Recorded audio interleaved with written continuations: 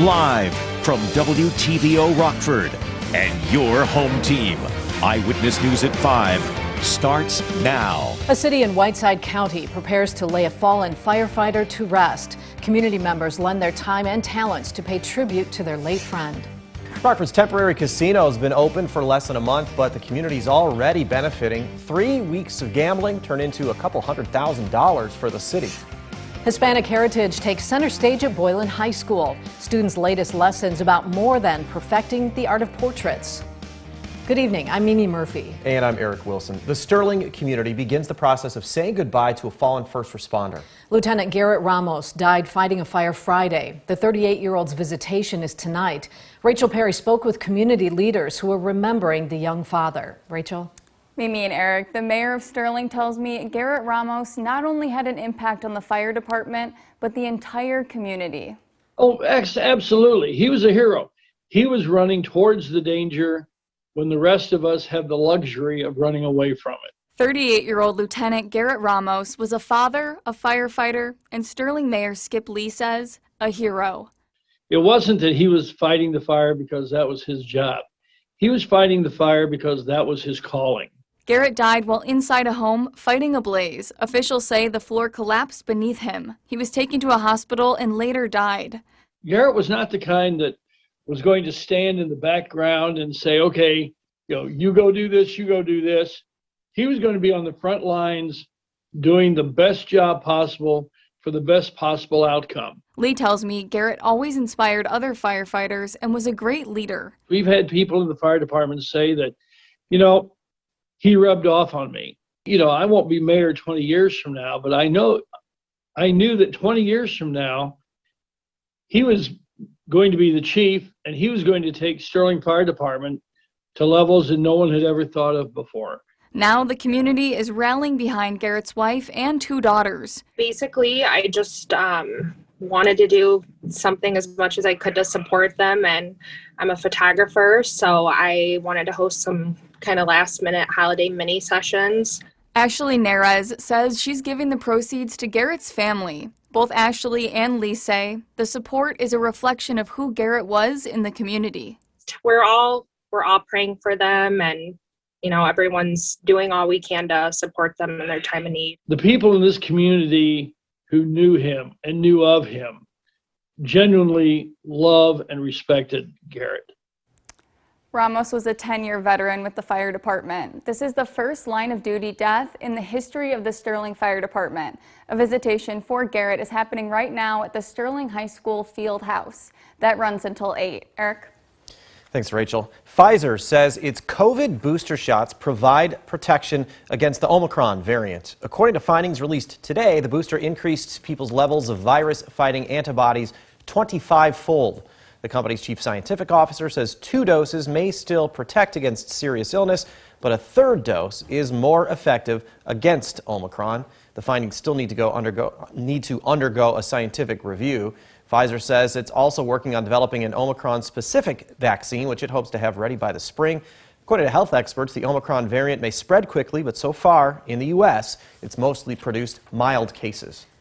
A joint Illinois Senate and House committee hearing zeroes in on the need to expand mental health services for kids.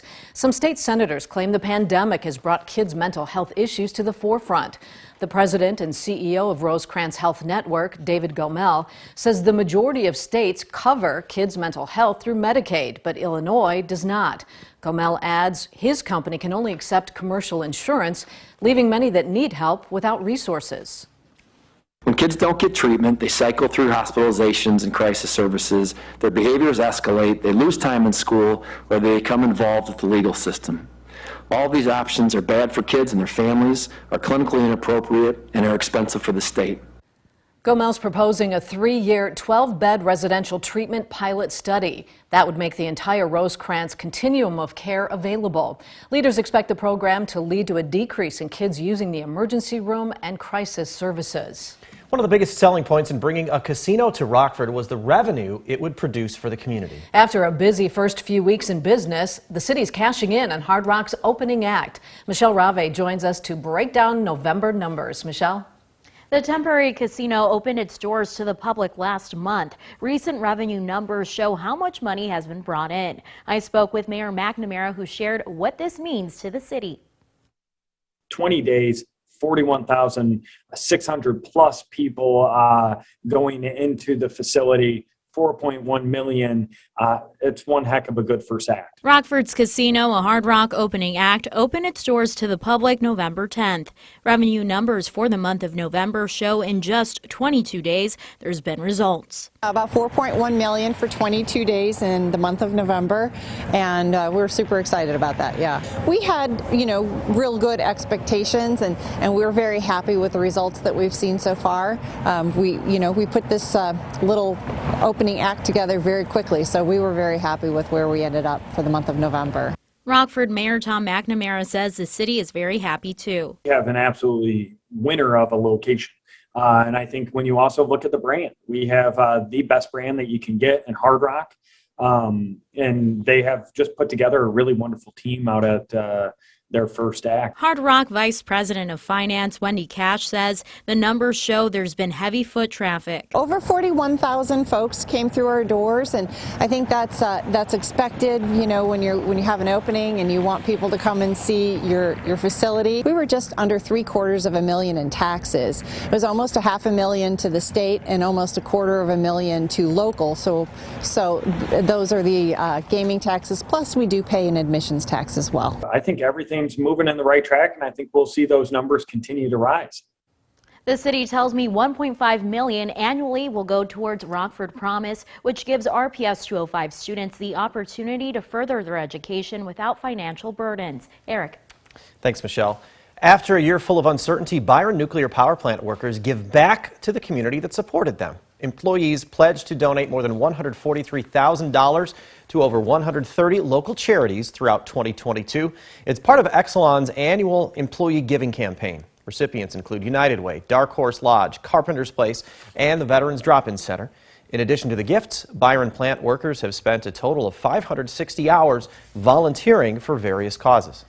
High school art students showcase their skills while paying tribute to other cultures. Boylan's Wall Library is now home to the Hispanic Heritage Exhibition. This year, students have been creating pieces dedicated to famous Hispanic Americans. Artists researched their person of focus, then used various mediums to illustrate subject stories. Boylan art teacher also brought in guest speakers to help students connect to the lesson.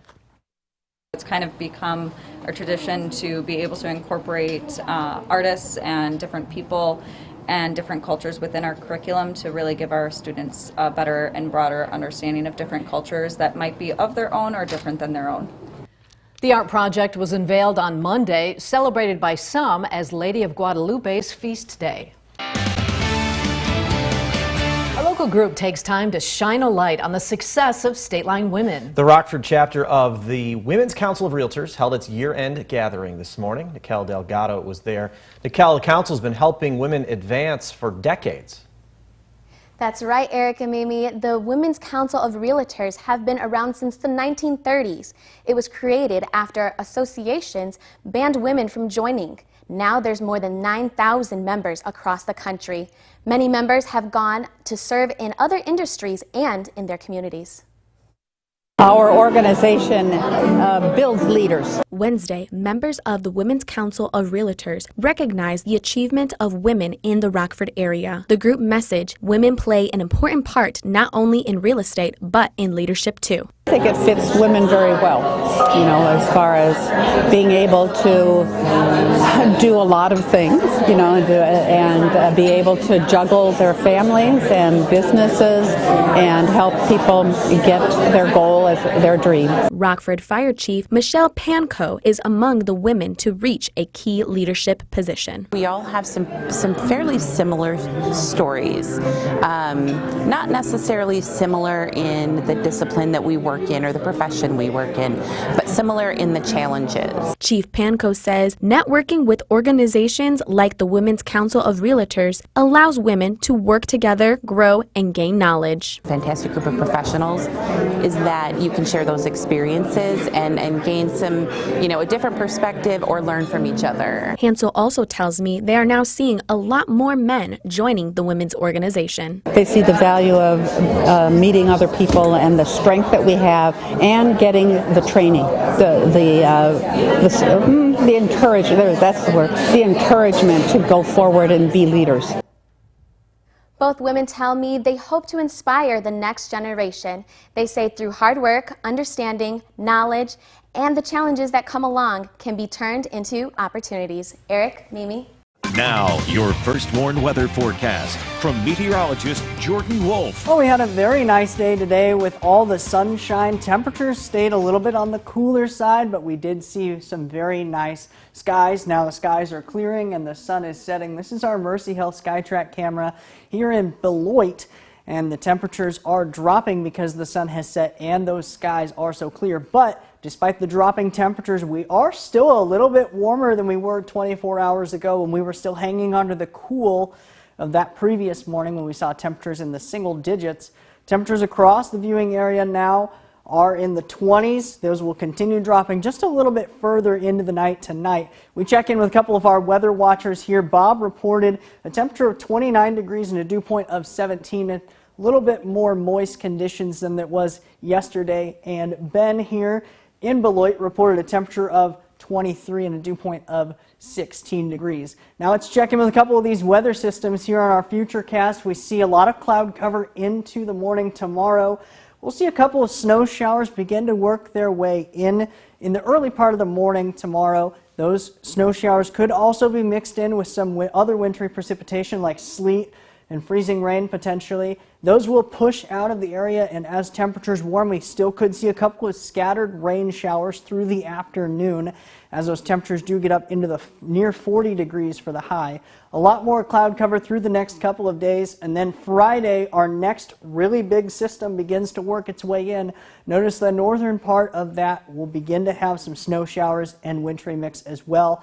But then as temperatures warm on the bottom of that low pressure system, a lot more of that rain mixes in. So this will be a pretty big widespread rain showers, and still some of our northern areas still seeing some of those snow showers as well. Something to keep an eye on over the next couple of days as that develops.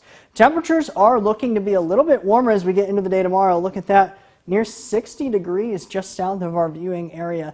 That will stay a little bit further south because of the track of this low pressure system being just over us or just to the south of us. So that'll keep our temperatures a little bit on the cooler side, but we do see a little bit of that warmth begin to work its way in over the next few days. Friday, the temperatures there dropping. Here's that weather system that we're talking about on Friday. Here's that warm front. That's going to keep our temperatures a lot bit cooler here north of that warm front, as all the warm air will be trapped south of that. That cold front will begin to develop.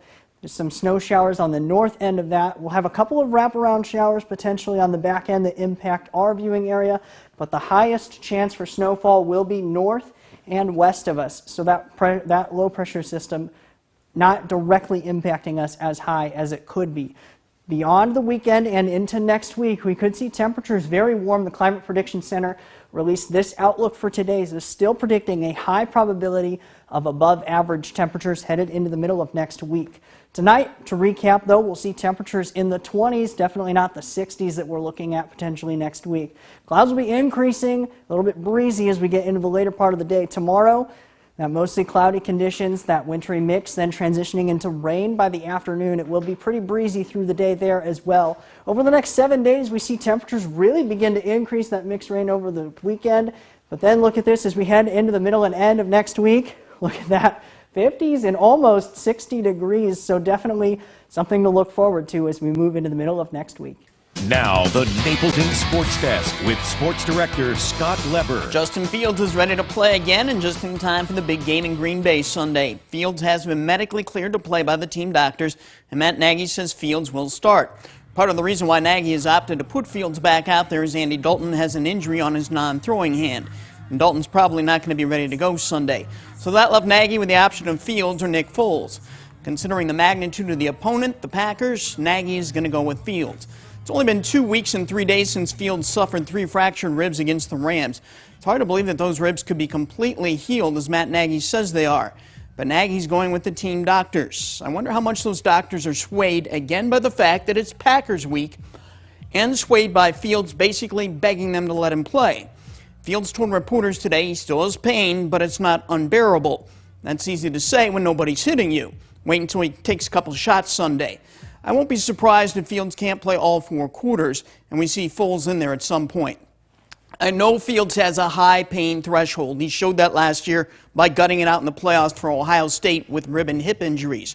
But trying to beat the Packers is a big deal for the Bears. Not big enough, though, to risk further injury to the one guy who this franchise's future rests on. I hope for Fields' sake the team doctors and Nagy are making the right decision. With the lockout, Major League Baseball is almost a week old. Who knows when the players and owners are going to work things out?